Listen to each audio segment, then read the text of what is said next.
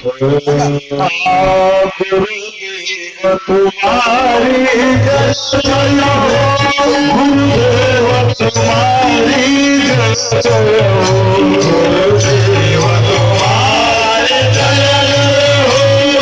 गुरुदेव तुम्हारी जय जय गुरुदेव तुम्हारी जय जय गुरुदेव तुम्हारी जय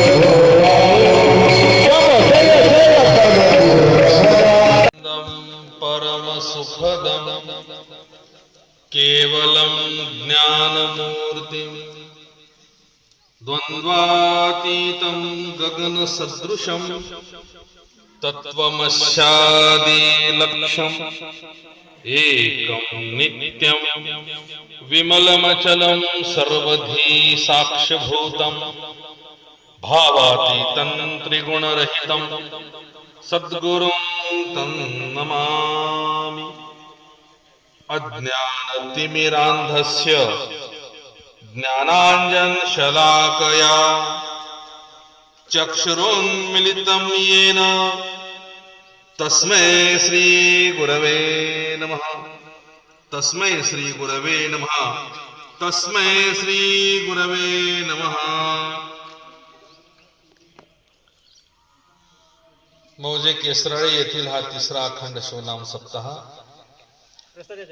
आणि या सप्ताहाचा आजचा 6वा दिवस ग्रंथराज परमरहस्याचे 14 आणि 15 हे 2 अध्याय तुम्ही पारायण केलात। कदाचित दररोजच्या नियोजित वेळेमध्ये थोडासा उशीर झाला असावा आणि त्यामुळे जे काही तुमची गैरसोय झाली असेल त्याबद्दल प्रथमतः मी दिलगिरी व्यक्त करतो। आवाज इको कमी करा म्हणजे शब्द कळतात, बहुतेक शब्द स्पष्ट कळाले पाहिजे। असू द्या। मग आज तुम्ही ग्रंथराज परमरहस्याचे 15 अध्याय पारायण केला। प्रतिवर्षी करतो आम्ही। बऱ्याच लोकांना परमरहस्य ग्रंथच नवीन आहे। काही लोकांनी शिवनाम सप्ताहाच्या अगोदर किती लोकांना परमरहस्य माहिती होता त्याचा काळ त्याचं पारायण करणार आहात। शके 1522 शके 1522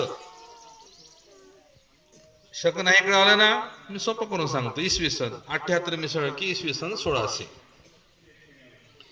इसवी सन 1600 मध्ये हा ग्रंथ रचलेला आहे। आपल्याला जरी 3 वर्षात माहित झाला, कोणाला 5 वर्षात माहित झाला, कोणाला 10 वर्षात, त्या धर्मशास्त्रातली जी क्लिष्ट भाषा आहे त्याला फाटा देऊन लोकभाषेचा वापर केला।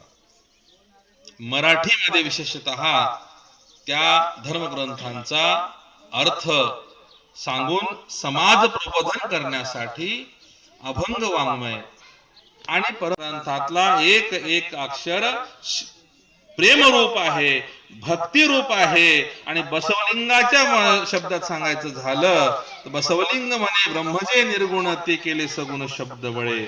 याच्यातला एक एक अक्षर हा साक्षात ब्रह्मस्वरूप आहे, नवे नवे तो शिवस्वरूप आहे।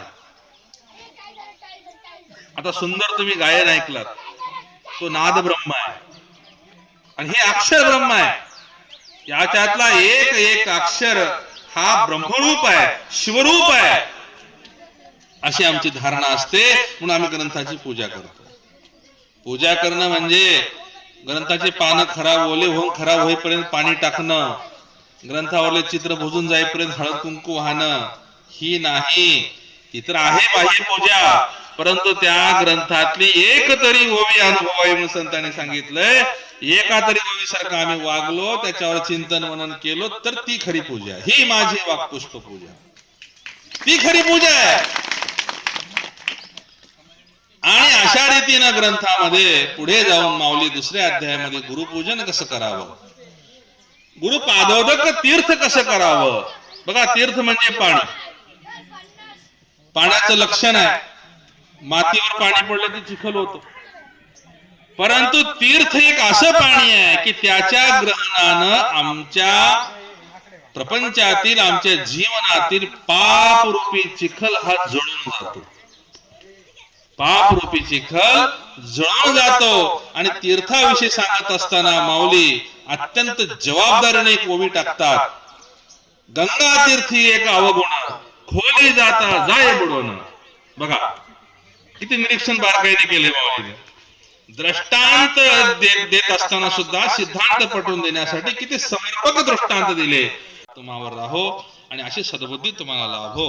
आणि हा अखंड शिवनाम सप्ताह तिसराच नाही, त्याचे रजत सुवर्ण हिरत अमृतादी महोत्सव शतमानोत्सव साजरे होत. असे ते अनंत कोटी ब्रह्मांड प्रभूच्या मंगलमय प्रार्थना करतो. खूप उशीर झाला, बोलण्यासारखं खूप काही होतं, पण आता बोलणार नाही, कारण तुमच्या अंतरात्म्यातल्या भगवान शंकराच्या नैवेद्याची वेळ झालेली आहे. त्याची जाणीव पण मला आहे. आम्हाला काय महाराज लोकांना जागून उपाशी राहून सवय राहते थोडीशी, परंतु तुमची अधिक परीक्षा आता मी घेत नाही. वास्तविक पाहता केसराळी आणि आमचं काही नातं नवीन नाही.